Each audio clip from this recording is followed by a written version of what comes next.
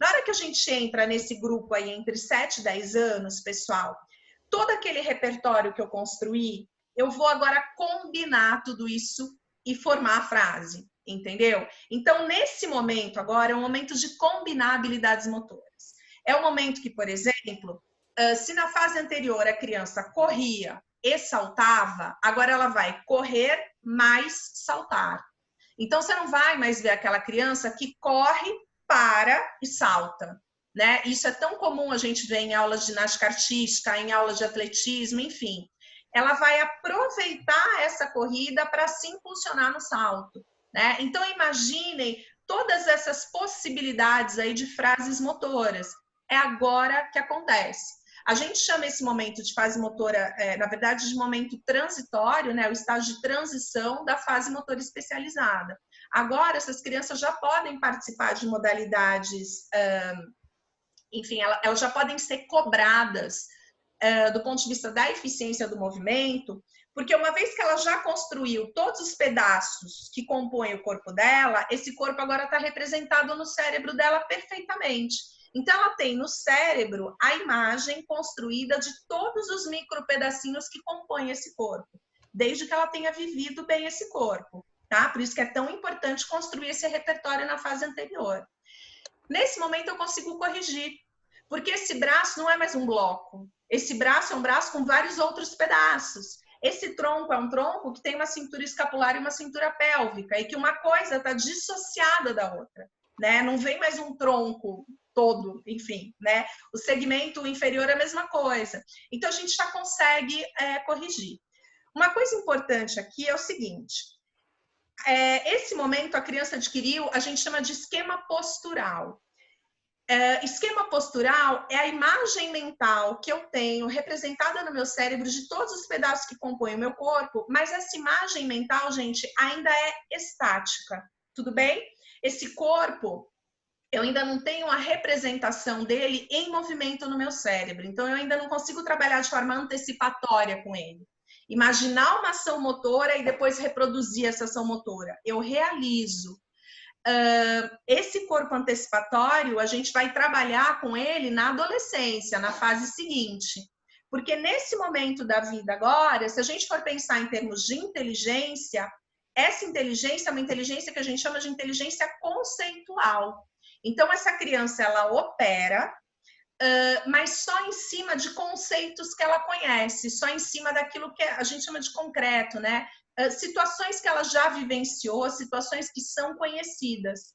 Eu sempre dou esse exemplo, pega um problema de matemática para essa criança nesse Fundamental 1, o problema é assim, sei lá, eu fui até a padaria e comprei 5 pães, um pão caiu no chão, com quantos pães eu fiquei? Então, a criança conhece o caminho até a padaria, conhece o padeiro, conhece o pão, ela faz a conta, 5 menos 1 é igual a 4. Se você quiser que ela, para resolver um outro problema, que ela simplesmente faça uma conta de subtração, mas você apresentar, contextualizar no enunciado desse problema, por exemplo, uma distância interplanetária, ela não realiza o problema. Ela lê aquele enunciado do problema e não consegue transferir aquilo, tá? Porque ela nunca viajou para a Lua, enfim, nunca viajou para outro planeta. Então, assim, ela opera em cima de situações que ela conhece. Essa é a inteligência nesse momento da vida. Do ponto de vista social, a gente chama esse momento de diferenciação. Então, olha só, ela era egocêntrica na fase anterior.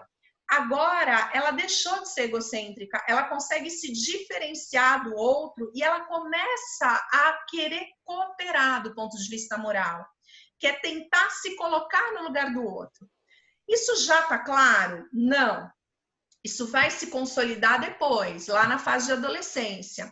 Mas agora ela começa a buscar essa intenção de cooperar. Como é que a gente observa isso?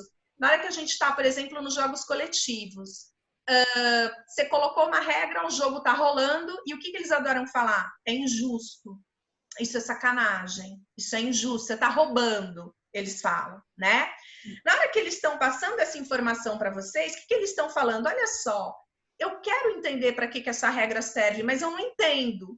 Então, como eu não entendo, eu entro em conflito. E aí a gente tem que tentar contextualizar, porque a inteligência dessa criança nesse momento é conceitual.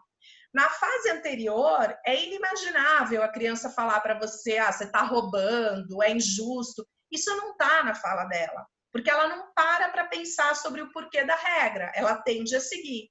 Nesse momento, não. Ela quer entender da onde que aquela regra surgiu, por que aquela regra está lá. E é por isso que tem tanto conflito em jogo coletivo nesse momento.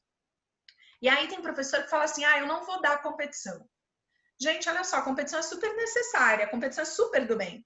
Porque a competição apresenta para a criança uma ideia assim, que olha, eu posso me frustrar e eu preciso me reinventar. E nada melhor do que esses jogos, do que essas experiências para apresentar para a criança a frustração. Muito prazer, eu sou a frustração, né? Agora, como a característica dessa fase são esses conflitos que vão aparecer, porque a criança ela ainda não está madura para entender o motivo daquela regra, mas ela está se sensibilizando para aquilo, você precisa reservar um bom tempo da sua aula para contextualizar, para fazer os combinados, para explicar o porquê daquilo, né? Então dá trabalho, mas é muito legal. Por que a competição não deve entrar na fase anterior? Porque ela é do mal? Não, porque a criança não entende. Porque justamente como ela é muito egocêntrica na fase anterior, não faz o menor sentido para ela você colocar uma bola e fazer todo mundo dividir a bola com ela. Ela não tem essa ideia de time, de equipe. Ela é egocêntrica, então ela vai disputar a bola com um membro da própria equipe dela. Nesse momento, entre 7 e 10 anos, não tem problema nenhum. Agora, a dica que eu coloco é assim, coloque poucas regras, entendeu? Primeiro, para você dar conta que essas regras vão ser seguidas e para que, de verdade, aquilo seja positivo do ponto de vista da aprendizagem sobre aquelas regras. Se a gente coloca muitas regras, são tantos conflitos que aparecem que aí eu meio que deixo rolar, porque senão o jogo não acontece. E aí a gente confunde, a gente não ajuda em nada. Se a gente for pensar do ponto de vista afetivo, nesse momento a criança ela começa a ter um controle maior sobre as próprias emoções dela. Então você começa a conseguir apontar, olha, você está sentindo raiva, é normal sentir raiva, né? Mas como é que a gente manifesta essa raiva? Como que a gente controla essa emoção que você está tendo, né? Então ela começa a interpretar melhor essas emoções. Tudo bem, gente? Acho que esse momento aí da vida que eu queria passar para vocês de uma forma bem resumida é isso.